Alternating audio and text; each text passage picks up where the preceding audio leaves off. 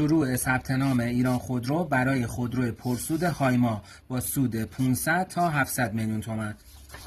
همه میتونن تو این قرعه کشی شرکت کنن، فقط کافیه بالای 18 سال سن داشته باشین.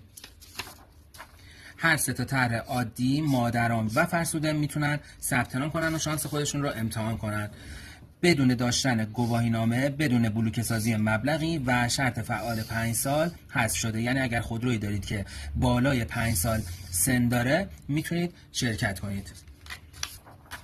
توی طرح فروش فوری یعنی تحویل 30 روزه، ثبت نام از 10 آذر تا 14 آذر ادامه داره. برای 3 مدل ماشین هایما S5 پرو، هایما X7 و S8 جهت ثبت نام عدد 88 رو ارسال کنید. کپشن رو مطالعه کن، هم سودش رو نوشتم هم جزئیات کامل رو برات نوشتم. کافینت ضربان رو فراموش نکنید.